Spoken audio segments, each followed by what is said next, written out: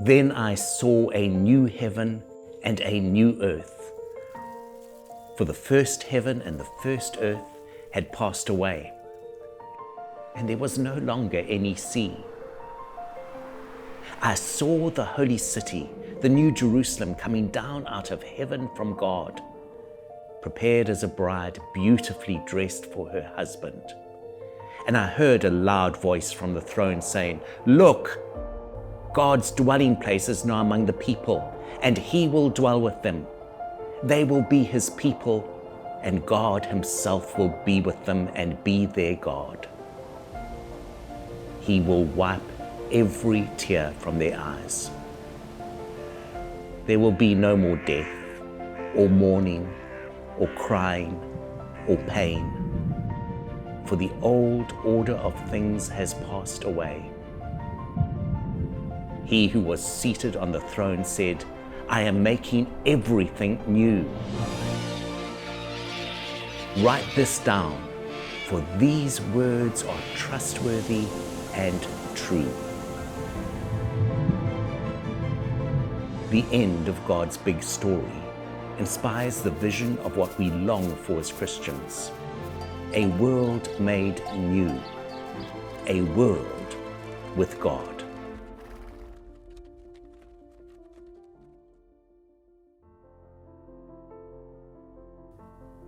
I have a friend who is a decorator. He has made many people's homes beautiful.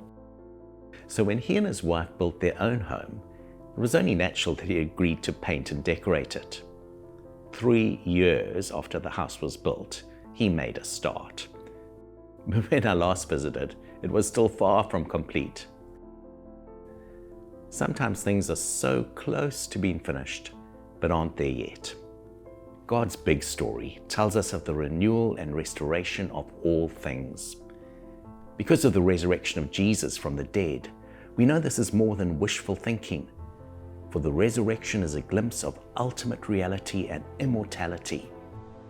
It confirms that there will be a day when Jesus' prayer is answered, "Your kingdom come, your will be done on earth as it is in heaven." But there is a creative tension. We wait for the restoration of all things and sense the contours of the future, but we live in the now. Our decisions should be shaped by the world we are moving towards, God's kingdom and its values. We proclaim what will be and protest when it isn't. That's not being negative. It's identifying those parts of God's agenda which haven't yet come. Do you see the degradation of this beautiful planet? Ask your students, do you think this is okay? Obviously it isn't.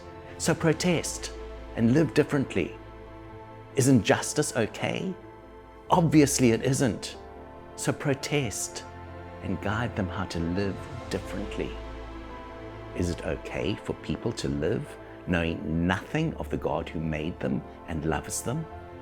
Clearly not. So live against that negative wave by speaking and living for Jesus. We are called to live in the light of the restoration of all things. Already, not yet. Protest and proclaim. The impact of things broken and not restored can be devastating, not only in the moment, but for generations to come. Poverty, pollution, wars, governments, human trafficking are but a few examples where broken relationships and broken systems can have catastrophic impacts well into the future. If we look a little closer to home, many of our students live with the impact of broken relationships in their own lives. For example, between their parents, or with their parents, or domestic or gender-based violence, bullying, cyberbullying, and so on. Wherever relationships are broken and not restored, the impact can be devastating. Restoration is crucial to human flourishing. Our Christian schools can help students to understand the importance of restoration, of relationships, the planet, injustice, and we can teach them the attitudes and values and skills needed for restoration to occur.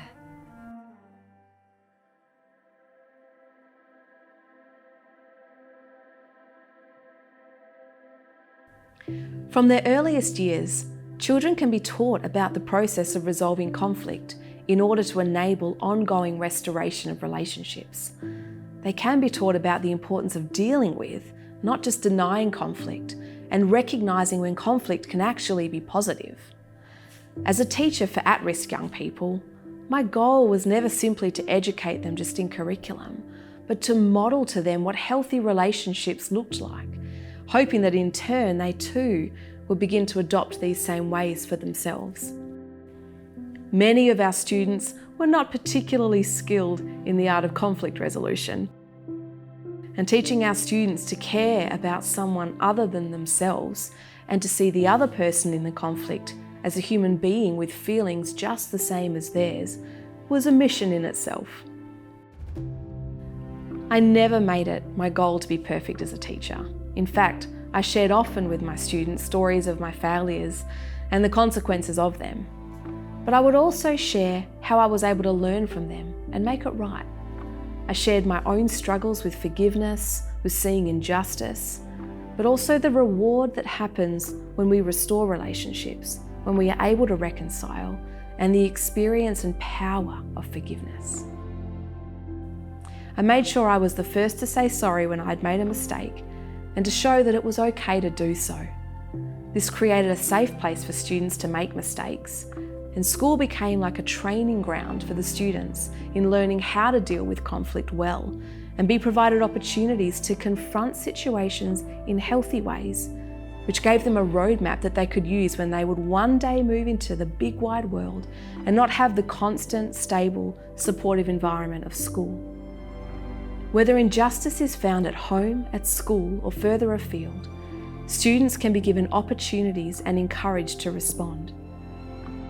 Helping them to recognise and identify injustice and teaching them the skills whereby they can most effectively use their voice to appropriately, respectfully, and peacefully protest against it is a wise investment. The quantity and quality of relational conflicts that students engage in every day can place significant additional demands on staff, taking up considerable time. However, these conversations provide wonderful opportunities and help students to see the importance of restoration and to connect with a loving, just, and gracious God who forgives and seeks to bring restoration and renewal to the world.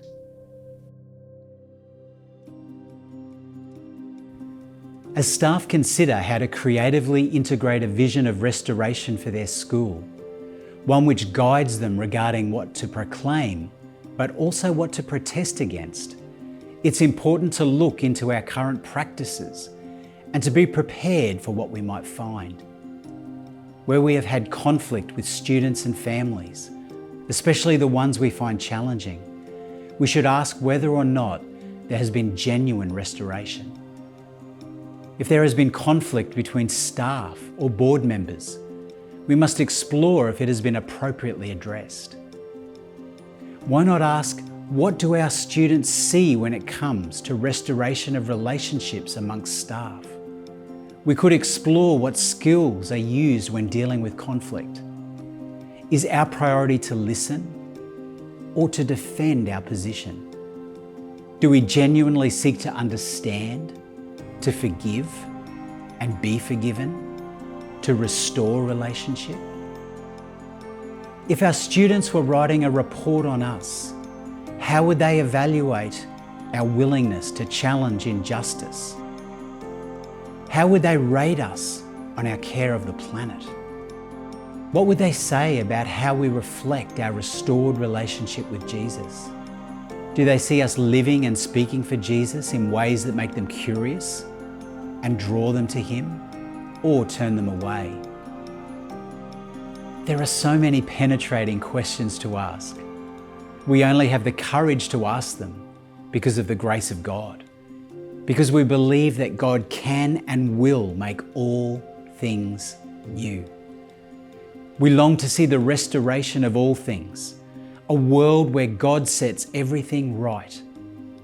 We let that vision shape what we do today and what we plan for tomorrow.